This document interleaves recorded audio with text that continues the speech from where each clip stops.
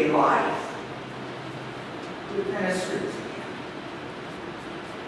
who prayed with him after his parents' tragic death. He said he wrote that great hymn because of those angels in his life that he cherished so.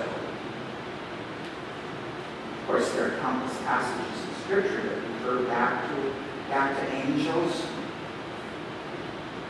We think of, again, in the Christmas narrative, the Advent narrative, the angel who comes to minister to Mary and then later comes to talk to the shepherds. We know those stories.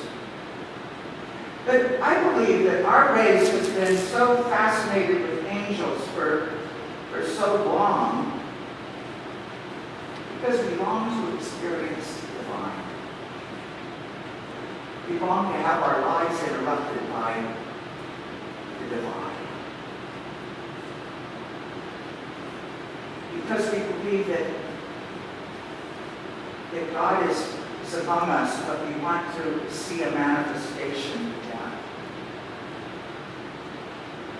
Might you be shocked if I said that I believe we have angels all around us?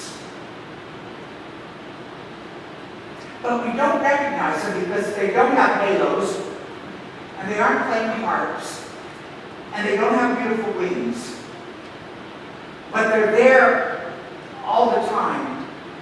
And because we're not expecting to see angels disguised as human beings, we fail to recognize them as the emissaries of God that they are. The word angel literally means messenger of God, or ambassador of God, or emissary of God. And because we are always thinking of angels as being these otherworldly beings, it's hard for us sometimes to realize that they're right there, right beside us, all the time, every moment, if we would see. They're right there, and we can reach out and touch them. But we don't see them in angelic terms. There's this terrific story of Charlie Chaplin. And he was reading the newspaper one day, and he was intrigued because there was going to be a contest. And it was going to be a Charlie Chaplin look-alike contest. So Charlie Chaplin decided that he would go and enter the competition. And guess what? He came in number 6. Well, that's the point I'm making. They're all around us, these angels, these emissaries of God, and we don't recognize them because they aren't the way we have pictured them in our thinking. So this morning, in that amazing passage out of Hebrews chapter 13, we are reminded that we are to serve each other because we may be serving an angel and not even realize it. And the secret to all that we are talking about this morning is contained in that 13th chapter of Hebrews, verses 1 and 2, where it says, entertain strangers, or welcome strangers, because many have entertained angels unaware. The key word in that passage is hospitality. Hospitality. A word from which we get so many other wonderful words like host and hostess and hospital and hospice and hospitality, all those wonderful, wonderful, wonderful words. One of the discoveries that I made recently for the success behind Disneyland and Disney World is that when you go there, you're not referred to as a tourist or even as a visitor, but you're referred to as a guest. And that carries with it a whole different set of ideas than if you're just a visitor. just a tourist. Now, in the ancient world, in Hebrews chapter 13, in the church, they were encouraged to show hospitality because it was a very, very difficult place. And if you were out traveling and going about your business, and you happened to be out after nightfall, there wouldn't be any Motel 6, or there wouldn't be any Ramada Inn, or any of those kinds of things. You had no place to go. And besides, the world was a very, very dangerous place, especially if you were traveling alone. And even if you went into one of those inns, it was still very dangerous in there because you didn't know who your compatriots were in there. So it was a very real idea for them to show hospitality to strangers. But even going further back than that, in the Old Testament, the Hebrew people were told time and time and time again to show hospitality to strangers. Why? Because once they were strangers in a foreign land. They were told to treat the foreigners well because once they had been foreigners. So there's this whole idea that runs throughout Scripture about showing hospitality to people who are outside our usual idea. And the reason being, according to Hebrews, is that you might be entertaining an angel. Do you know the number one reason for the phenomenal growth of the early church? It wasn't just the preaching and all that other stuff. It's because the early Christians showed hospitality to everyone who came to them. And they took very much to heart Hebrews chapter 13, that there might be an angel coming through the doors. And I believe with every fiber of my being that God would have us show hospitality to strangers. And I believe that you and I here at Lakeside are being called to extend an open door to whoever comes to us. Henry Nouwen, that wonderful Roman Catholic priest, has said about hospitality that it is providing a hospitable space where God can do His transforming work. Hospitality is making a hospitable place where God can do His life-changing work. Now it goes on to say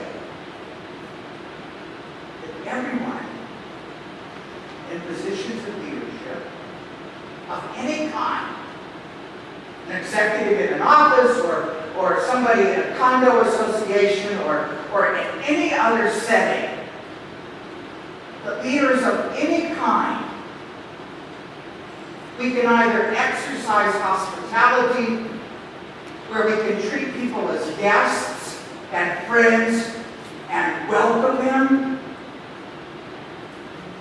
or we can exercise hostility, where we push them away and put them down. And this idea of hospitality can work everywhere, in our schools or in our hospitals or in our offices or in our colleges or in our neighborhood or in anywhere. This idea of hospitality can become part of our environment. What a difference it would make if we made every visitor to our life feel as though every worker, every gardener, every client, even our children and our parents and our wives and our husbands, if we made them feel like they were the honored guest. Did you know that you and I have the opportunity, in the name of God, to alter our environment There's a wonderful story that Jesus told in Matthew chapter 29. And it's about the final judgment. And in verse 31, he talks to his chosen ones, if you will. And he said to them, when I was a stranger, you welcomed me.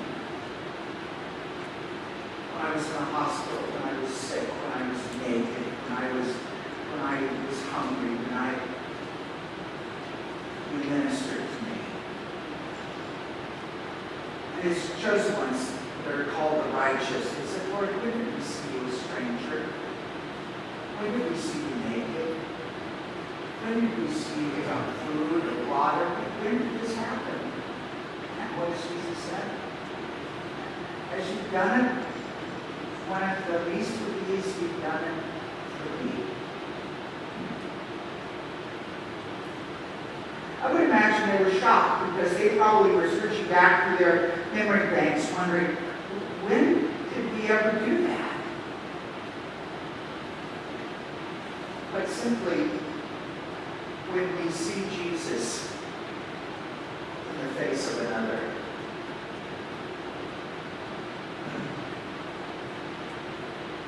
Mother Teresa of Calcutta, before she died, was asked how she could keep doing over and over and over again what she did on the streets of Calcutta. She responded, because I see Jesus in the face of everyone I meet. Just as I was leaving the Pink Church in Hongkong, we had a beautiful young couple join the church. And as always, I asked them, what prompted you to join the church?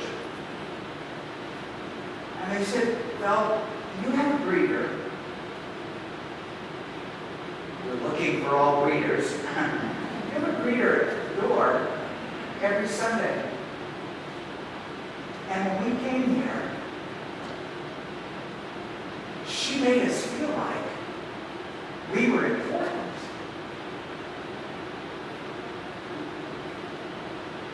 So one Sunday when they were there, I asked them, would they point out this wonderful angel? And they pointed to a woman that I loved desperately by the name of Liz Antrim. And Liz Antrim, to that couple, was an angel. They didn't join because of the power of the preaching, or the beautiful music, or the lovely space. That wasn't why they joined. They joined because of Liz Antrim. She made them feel like they were important. One of the things I love about Susan Morgan here is she says that we should make everyone who comes to this church feel like they're in our home and that we're really happy that they're here. And she's influenced the deacons to think and feel and react that way as well.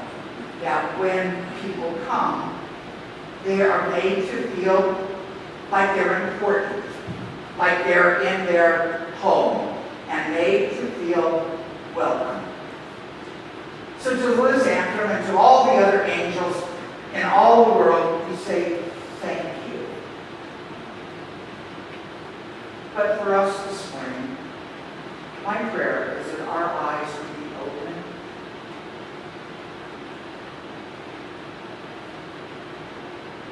and that we would see the angel sitting next to us. I'm going to ask you to do something building very uncomfortable. I love it. Look at the person sitting next to you. Some of you, that's going to be hard. No, look at them. Look at them. Joyce over here, she's having trouble doing that. Because she's sitting with her daughter. Look at the person. Now, as you look at that person, see the face of Jesus. And I know for some of you that's going to be really difficult. But think of him and look at the face of Jesus. Makes us uncomfortable to do that very hard, doesn't it? Because we're not always sure that that's what we're seeing. Because some of us are entertaining angels. We're not even aware.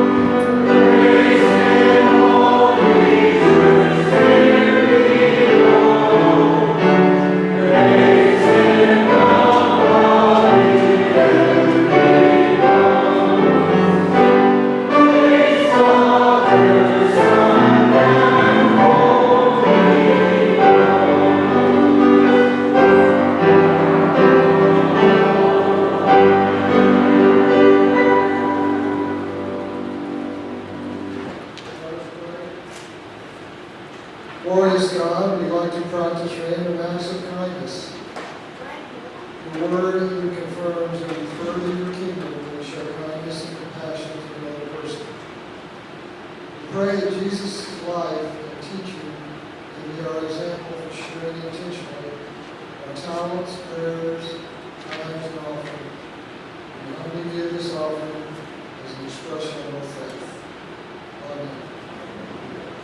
Now to the God who created us, and to the Christ who redeemed us, and to the Holy Spirit who gives us life, be all honor, power, glory, and might, both now and forevermore.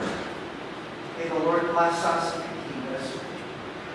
May God make his face to shine upon us and be gracious unto us, holding us always in the hollow of his hand, right close to himself. Amen.